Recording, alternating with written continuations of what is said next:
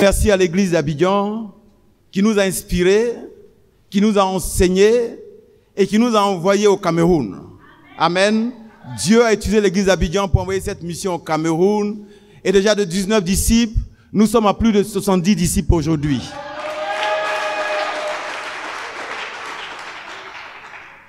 Vraiment merci à Blaise et à Patricia. C'était bon, je dis chaque fois, c'était bon pour moi d'accueillir Blaise et Patricia à Abidjan, d'apprendre d'eux. Parce que si j'étais parti avant qu'ils n'arrivent, il y a beaucoup de choses que je n'allais pas apprendre.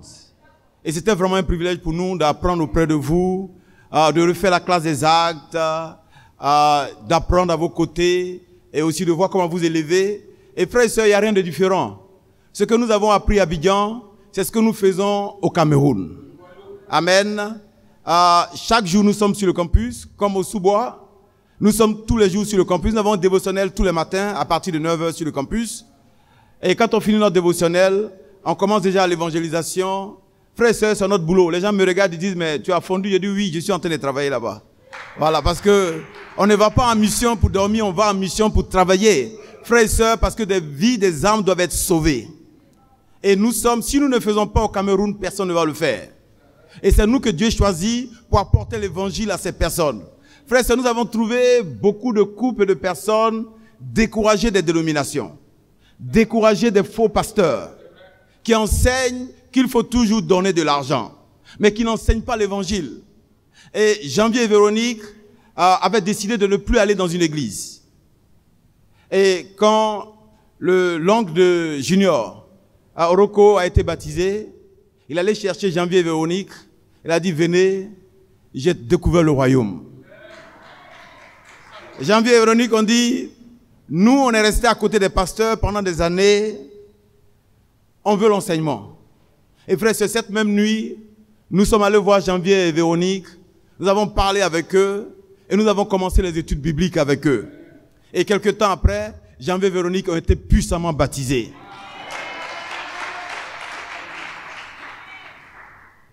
Et nous avons encore, Janvier et Véronique sont allés chercher aussi Sylvain et Diane pour venir étudier la Bible. Et Diane et Sylvain, Sylvain c'est quelqu'un qui est rempli de talent, qui était l'assistant d'un pasteur là-bas au Cameroun et qui s'occupait de la chaîne de télé de ce pasteur-là. C'est lui qui planifiait tout, qui organisait tout. Et il me dit comme ça un jour qu'il était vraiment déçu. Un jour, ils sont allés pour une convention. Et un pasteur qui est venu à demander aux fidèles, il dit, maintenant c'est l'heure de la bénédiction. Enlevez tout ce que vous avez dans votre poche, déposez par terre. Et les gens veulent être bénis. Ils ont vidé leur poche, ont déposé par terre. Il dit, marchez dessus. Ils ont marché dessus. Il dit, maintenant je vais faire une prière. Et quand il finit la prière, il dit, ne mettez plus dans votre poche, mettez dans le panier. Et ils ont fini à 23h. Et les gens n'avaient plus rien pour aller chez eux à la maison. Et ils ont décidé de ne plus aller. Et un peu comme sa vie était en danger parce que ces gens, ils savaient tellement de choses sur eux qu'ils voulaient même le tuer. Et Sylvain et Diane ont commencé à étudier la Bible et dans quelques temps, ils seront puissamment baptisés. Frères et sœurs, nous avons encore étudié la Bible avec un homme en âme, un jeune homme qui a grandi avec Junior et qui a vu Junior revenir maintenant en parlant de l'évangile. Et ce jeune homme dit, c'est la première fois que j'étudie la Bible avec quelqu'un. Quand je parle de tuer, il me dit, oui, j'ai tué. Vous ne pouvez même pas imaginer. Il dit, j'ai tué. Et comment tu as tué? Et il te dit comment est-ce qu'il a tué. Il a dit, mais je pense que c'est pas ça ma vie. Et si Junior a changé aujourd'hui, je pense que je peux aussi changer. Et Emma aujourd'hui va être puissamment baptisée à Yaoundé aujourd'hui. Et si nous n'annonçons pas l'évangile, qui va le faire? Comment Emma pouvait changer? Comment Janvier et Véronique pouvaient devenir disciples? Comment Sylvain et Diane pouvaient étudier la Bible? Sans oublier Firmin, un pasteur, l'ami de Blaise, l'ami d'enfance de Blaise, qui était pasteur. Et quand on a étudié la Bible avec lui, c'était pas du tout facile. Mais il voyait la vérité. Et souvent, il se levait et dit, non, pasteur, qu'est-ce que tu veux dire? Non, moi je pense que... Il dit, ok, ce que tu penses, tu as les versets bibliques qui accompagnent ce que tu penses. Allez, mets ça sur la table. Et il n'avait pas de verset biblique. Et on a étudié la Bible avec Phimé et sa femme. On a détruit les fausses doctrines, tout ce qu'ils savaient au fond d'eux. Et le 27 juin, Phimé, et pas le 27, après le 27, Phimé et Clarisse ont été baptisés. Et les 3 enfants de Phimé et de Clarisse ont aussi été baptisés. Et même ce matin, Phimé m'a appelé et dit, mais ça fait 2 jours, je n'arrive pas à te joindre. Nous sommes en train d'aller au culte. La semaine dernière, Phimé a baptisé un de ses amis. Et la semaine avant ça, sa femme a baptisé aussi, Clarisse a baptisé aussi une autre femme. Frères et sœurs, Dieu est à l'œuvre. Dieu est en train de travailler. Pourquoi? Parce que des frères et sœurs ont décidé de tout laisser à Abidjan, d'aller à Yaoundé. Si vous voyez Félix aujourd'hui, vous n'allez pas reconnaître Félix. Si vous voyez aujourd'hui Stéphane, qui est devenu un homme différent, Akonato, qui a tout laissé ici, qui est parti, qui est devenu aussi différent, Ina, qui est maintenant sur le campus et qui est vraiment différente, et Jean-David. Jean-David assiste au dévotionnel du campus. Il évangélise sur le campus. Et il dit, papa, je veux aussi baptiser. Il est devenu différent, il est devenu un disciple, en train de grandir. Frères et sœurs, par ma voix, l'église Yaoundé vous dit merci.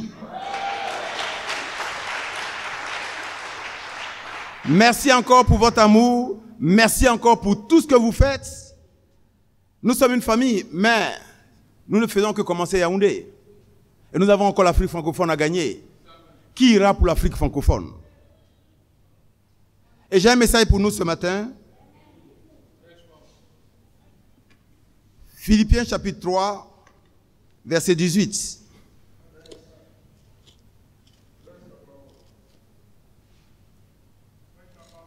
Amen, mon frère. Philippiens 3, verset 18. Nous allons lire la parole.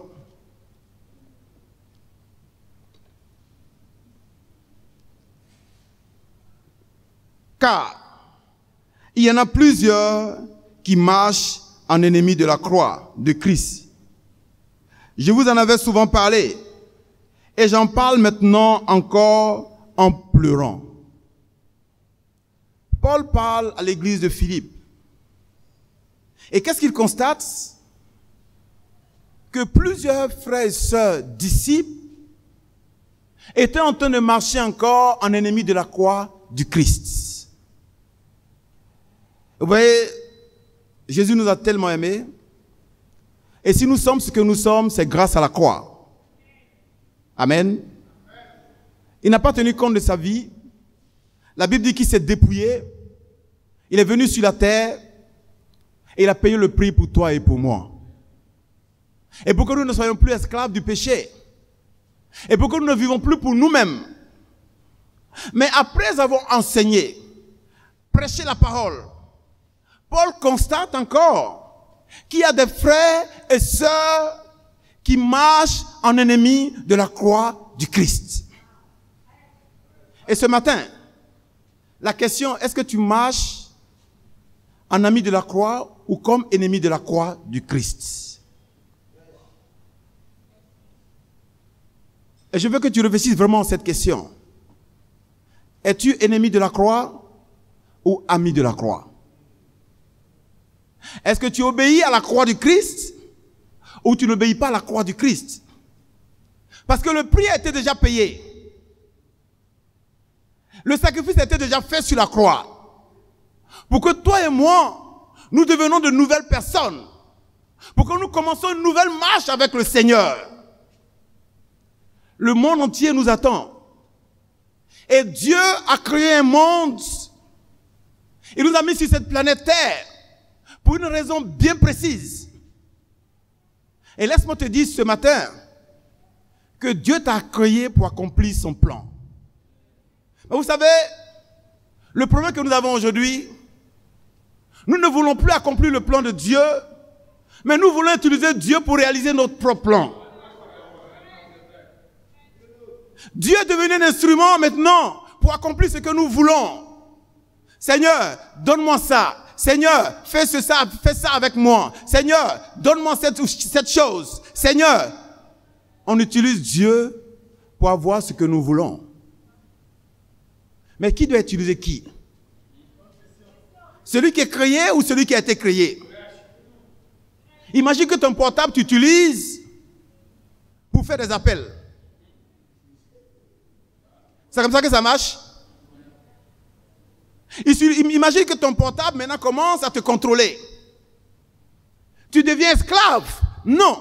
Quand on crée quelque chose, c'est dans le but d'accomplir quelque chose de bien précis. Et si tu es là ce matin, ce n'est pas pour réaliser tes propres rêves. Ce n'est pas pour accomplir ton propre plan. Mais c'est pour accomplir le plan de Dieu. Et j'ai 4 petits points ce matin. Mon premier point, c'est celui qui aime le monde plus que l'œuvre de Dieu est ennemi de la croix. Celui qui aime le monde plus que l'œuvre de Dieu est ennemi de la croix.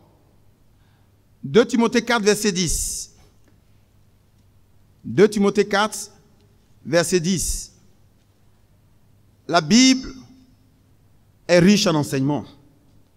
Et nous devons utiliser la Bible, frères et sœurs, parce que c'est l'instrument que Dieu met à notre disposition. 2 Timothée 4, verset 10. La Bible dit, « Car Démas m'a abandonné par amour pour le siècle présent. Il est parti pour Thessalonique. Crescence est allé en Galatie, Tite en Dalmatie. Démas m'a abandonné par amour pour le siècle présent. » Frères et sœurs, Paul écrivait sa lettre aux Philippiens et la Bible dit qu'il écrivait même en pleurant. Parce qu'il était face aux ennemis de la croix du Christ. Mais celui qui aime le monde plus que Dieu est ennemi de la croix du Christ. Et ici, nous remarquons, nous voyons que Démas a abandonné Paul. Mais pourquoi? Par amour pour ce siècle présent. Et beaucoup de personnes aujourd'hui abandonnent Dieu par amour pour ce siècle présent. Est-ce que tu aimes le monde plus que le royaume? Est-ce que tu aimes Dieu? Est-ce que tu sers Dieu? Ou est-ce que tu es comme Démas, qui aime le monde et les choses du monde? Parce que le monde a ses standards. Avoir une femme, ou avoir un mari, avoir une maison, avoir une voiture, avoir un salaire. Et le monde dit quoi? Que tu as réussi. Et c'est ce que Dieu appelle la réussite. Et Dieu donne ça aux païens. Amen. Et quand tu oublies le but pour lequel tu es sur la terre, tu es attiré par les choses du monde. Parce que tu ne vois pas la grandeur et la puissance des choses que Dieu réserve pour ta vie en tant que disciple. Est-ce que tu peux comprendre que Dieu a créé ce monde pour toi? Que tu as du prix aux yeux de Dieu? Que tu comptes beaucoup pour Dieu. Et ce qu'il dit, il dit, les projets que j'ai pour vous, ce ne sont pas des projets de malheur, mais c'est des projets de bonheur. Il veut te donner un avenir, fait d'espérance. Mais quand tu laisses tout ça, pour amour pour ce siècle présent, tu ne peux pas accomplir l'œuvre de Dieu. Tu finis par abandonner les compagnons, ceux qui ont le rêve, ceux qui ont le cœur et ceux qui veulent accomplir de grandes choses. Regarde un peu ce matin. Est-ce que tu es prêt à donner tout pour le royaume? Frères et sœurs, pour beaucoup d'entre nous, le royaume est un endroit comme les religieux où on vient pour avoir une bonne conscience. Tu es allé à l'église cette semaine? Oui, j'étais à l'église ce matin. C'est bien. Tu peux manger. Qui n'est pas allé à l'église? On va à l'église parce qu'il y a un Dieu qui existe. On va à l'église parce qu'on veut entendre la parole de Dieu. Donc il y a une vie pour l'église et il y a une vie pour le monde. Non, mais quand on devient disciple, on n'a plus deux vies. On a une seule vie et c'est la vie pour le royaume. Parce que frères et sœurs, on peut commencer par l'esprit et finir par la chair. Comme Démas, qui avait commencé par l'esprit et par amour pour le monde, a fini par abandonner les choses de Dieu. Deuxième point, qui refuse de servir le Seigneur de tout son cœur et avec ses talents est ennemi de la croix du Christ. Luc 9, verset 62. Luc 9, verset 62. La Bible nous donne cet enseignement de ces personnes qui voulaient suivre Jésus. Verset 62, la Bible nous dit, Jésus lui répondit, quiconque met la main à la charrue et regarde en arrière n'est pas propre au royaume de Dieu. Quiconque met la main à la charrue et regarde en arrière ne peut pas être utilisé dans le royaume de Dieu. Est-ce que tu regrettes d'être là ce matin? Est-ce que tu regrettes d'avoir fait le choix de marcher avec le Christ ce matin? Parce que beaucoup de nous sommes là ce matin, mais c'est avec beaucoup de regrets. Est-ce que j'ai fait le bon choix? Est-ce que j'ai bien réfléchi? Je vais partir. Je ne veux pas rester. C'est trop. Il y a trop de pression. On me demande trop de choses. Frère et sœur, c'est parce que tu n'aimes pas Dieu. Quand quelqu'un parle de pression, c'est parce qu'il n'aime pas. Si vous entendez quelqu'un vous dire qu'il y a beaucoup de pression, il n'aime pas ce qu'il fait. Quand tu aimes ce que tu fais, tu ne te plains pas. Tu le fais avec ton cœur, tu le fais avec joie et tu ne regardes pas derrière toi. Mais si c'est pour toi une obligation d'être là, de servir Dieu, même quand on te dit, va appeler l'autre, tu as dit, mais pourquoi tu me demandes d'aller l'appeler? Pourquoi toi-même tu ne peux pas aller le faire? Mais quand tu comprends la vision, quand tu comprends le but, quand tu vois le rêve, tu cours pour atteindre ce but-là. Tu te bats pour garder tes yeux sur l'objectif. Celui qui se met à labourer et qui sa vie est remplie de regrets. Est-ce que le monde n'est pas meilleur? Mon voisin vit mieux. Ma copine a deux gars. Mon ami a 3 go. Lui, il est bien. Hein? Pourquoi tu appelles mal bien, bien mal? C'est ça qui est bien. Tu n'étais pas là-bas avant? Tu n'as pas vécu dedans, c'était bien? C'est pas toi qui pleurais et qui étais menacé quand on voulait te frapper, tout ça? Aujourd'hui, c'est ce que toi, le diable, te fait croire que c'est bien? Ou bien c'est une nouvelle personne, c'est une nouvelle chose, il y a quelque chose qui est changé. Tu as vécu dans la chose, tu étais fatigué, tu étais découragé, tu as arrêté de vivre dans le péché. Aujourd'hui, tu regardes le péché et tu es attiré par le péché.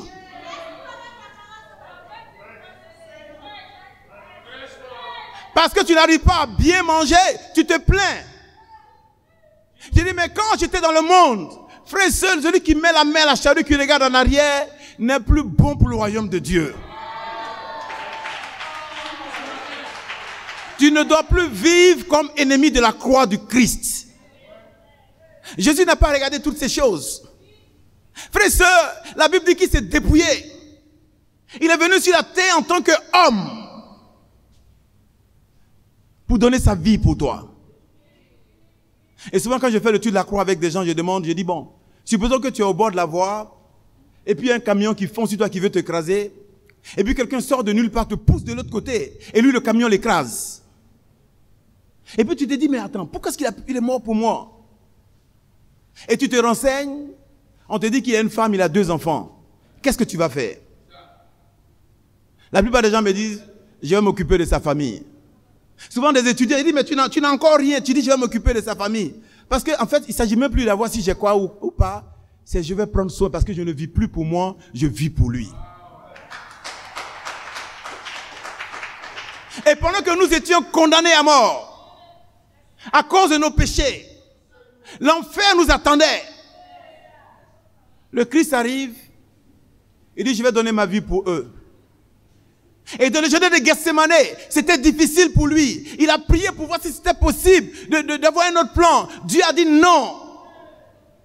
Il a prié jusqu'à ce que son cœur soit disposé à accomplir la volonté du Père. Il a dit, levez-vous, allons-y. C'est l'heure pour moi. Et il va mourir sur la croix. Et toi, tu es épargné. Et maintenant, tu vis comme tu veux. Tu fais ce que tu veux. Un ennemi de la croix, frères et sœurs, chaque fois que nous commettons ce que Dieu ne veut pas, nous vivons comme ennemis de la croix du Christ. On refuse de le servir. Frères et sœurs, les missions arrivent. Mais ce qui est bon avec Dieu, tu as le choix. Et dans chaque moment de ta vie, il y a un virage. Et il faut bien négocier ton virage. Ça va être une chance pour toi d'aller en mission. Mais tu peux refuser aussi. Hein? Dieu te laisse. Mais quand tu refuses, Dieu te regarde comme ennemi de la croix. Parce que tu n'as pas de compassion pour les autres. Tu n'as pas d'amour pour les autres. Si Jésus voulait se comporter comme toi, est-ce que nous allons être ce que nous sommes aujourd'hui? Si Jésus pensait à sa propre vie, il disait non, je dois bâtir une famille, je dois me marier, je dois avoir des enfants, je dois avoir une voiture, je dois avoir une petite famille quand même. Mais Dieu doit quand même me comprendre. À 33 ans, il donne sa vie pour toi. Dans la fleur de l'âge, il donne sa vie pour toi. Pour que tu ne vives plus pour toi-même, mais pour que tu vives comme ami de la croix. Mais pendant ce temps, on crache sur la croix du Christ. On dit, Jésus, on va voir ça après. Mes talents, c'est pour le monde. C'est pour avoir beaucoup d'argent. Et tu peux avoir beaucoup d'argent et vivre comme un malheureux. L'argent ne fait pas le bonheur. Demande aux autres. Demande à ceux qui ont l'argent. Ils veulent avoir la paix. Ils veulent avoir la joie. Tu peux ne pas comprendre ce matin. Tu peux me dire, oh, mais toi tu parles de quoi? Nous on veut l'argent. Oui, mais on peut devenir esclave de l'argent. Parce qu'il y a des milliardaires qui se droguent. Il y a des milliardaires qui se suicident. Et la meilleure des vies, c'est de servir le Seigneur. Et c'est pour ça que tu es là sur la terre. Pour mettre tes talents au service de la croix. Amen. Troisième point. Qui dit non à l'appel du Seigneur est ennemi de la croix. Jean 6, verset 60. Jean 6, verset 60.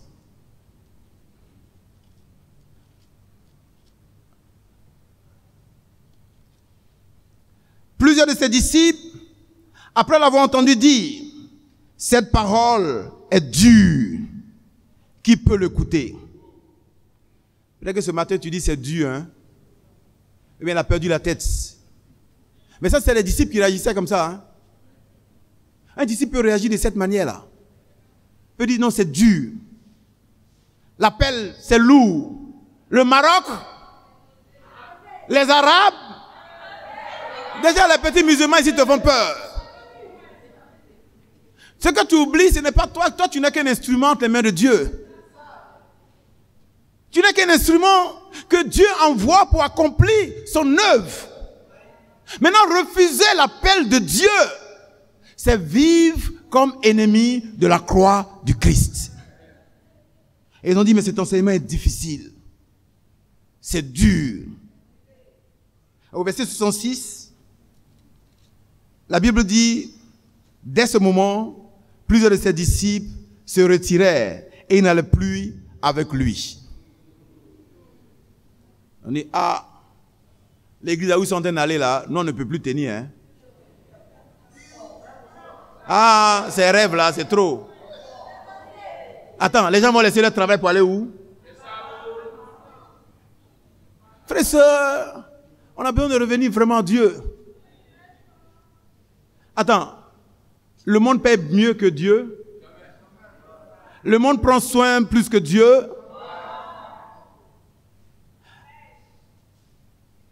Après bientôt presque 30 ans aujourd'hui, de ministère, de vie, je me dis, si je n'étais pas disciple, peut-être que j'étais mort. Non, je devais être mort. Grandi à Djamé, à Williamsville, après 2 plateaux dans un bidonville. Mon grand frère là, il sait.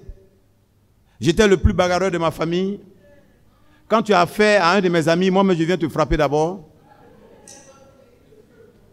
Quand mes parents vont faire des histoires, quand je ne suis pas là, ils disent, hey, vous avez la chance. Celui-même qui aime palabre n'est pas là. Et c'est moi que Dieu a enlevé comme ça, devient disciple. Si je n'étais pas devenu disciple, frère et sœur, souvent je sais même d'imaginer, je n'arrive pas à comprendre. Dieu m'a pris de la boue. Il m'a lavé. Il a fait de moi son enfant. Il m'a mis dans son royaume.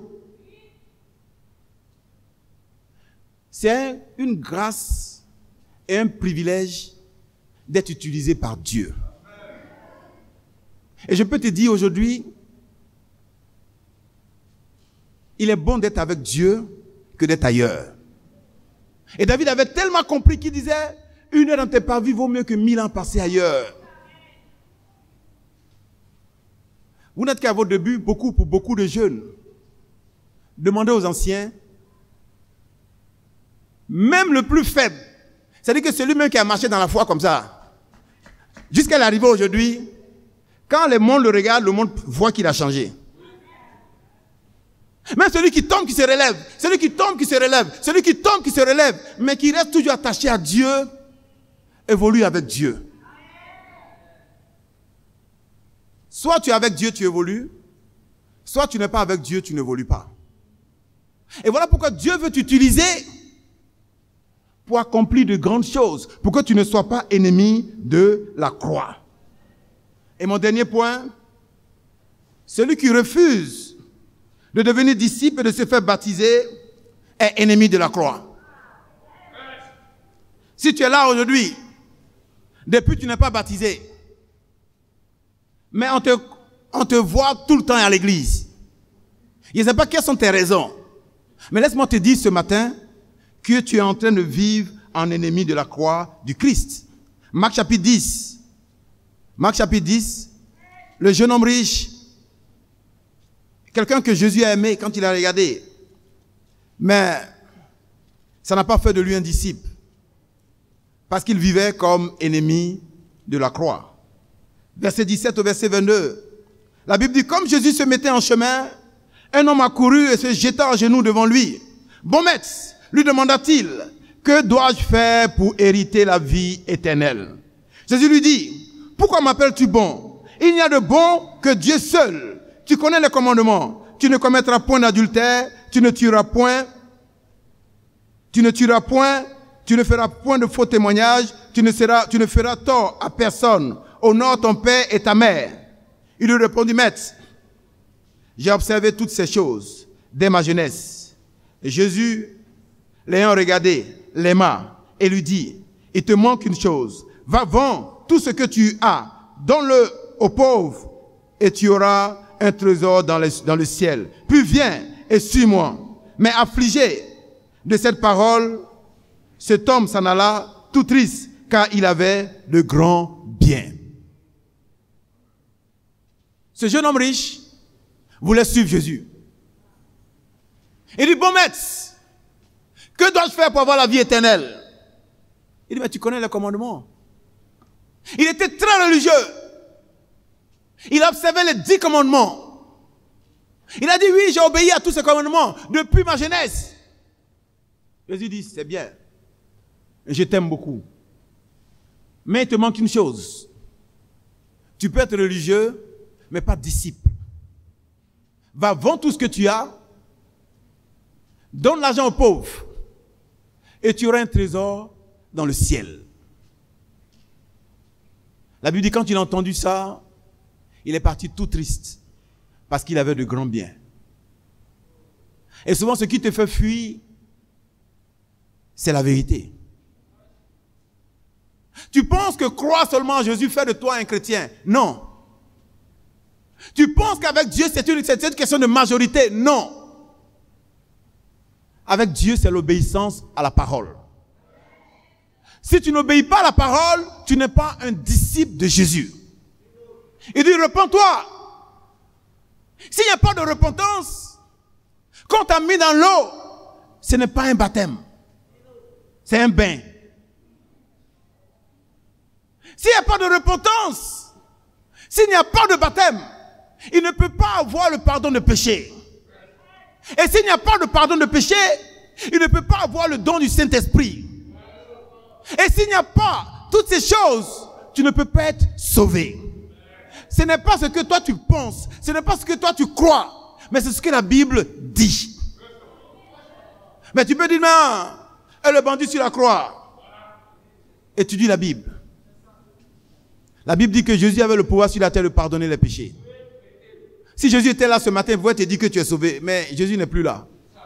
Et Pierre dit la repentance, pardon, baptême, pardon des péchés, don du Saint-Esprit. Et nous devons obéir à la Bible. C'est le testament qui entre en vigueur. Qu'est-ce qui t'empêche d'être baptisé? Tu étudies la Bible. Quand la Bible parle, tu parles. La Bible a dit repentance, mais et si quelqu'un est couché à l'hôpital, il meurt? Toi, tu rends compte pour quelqu'un qui est couché à l'hôpital? On parle de ta vie. Repens-toi de ton péché. Parce qu'ici, nous avons besoin de missionnaires. Nous avons besoin de vendus à Christ. Nous avons besoin des amis du Christ. Nous avons besoin des amis de la croix. Des gens prêts à sacrifier leur vie pour la cause de Dieu. Prêts à sacrifier leur vie pour la croix. Prêts à aller partout pour que le monde soit gagné. Voilà ce genre de personnes que nous cherchons. Mais ce genre de personnes se soumettent d'abord à la Bible. Non, sans une soumission à la Bible, tu ne peux pas changer le monde. Et pour changer le monde, tu te soumets à la Bible. Maintenant, ce matin, après ces 4 points, es-tu ami de la croix ou ennemi de la croix? Tu n'as pas besoin de me répondre ce matin, parce que ce que tu es montre si tu es ami ou ennemi de la croix. Ce que tu dis montre si tu es ami ou ennemi de la croix. Es-tu Max ou Marie? Ami ou ennemi? Et je te lance un défi ce matin. Décide de devenir un ami de la croix. Décide d'obéir à la croix. De te laisser transformer. De devenir un instrument entre les mains de Dieu. Pour qu'il t'utilise. Parce que c'est lui qui t'a fait, ce n'est pas toi qui l'as fait. Et c'est lui qui t'a fait pour un but bien précis. Et c'est lui qui doit t'utiliser. Que Dieu bénisse son Église.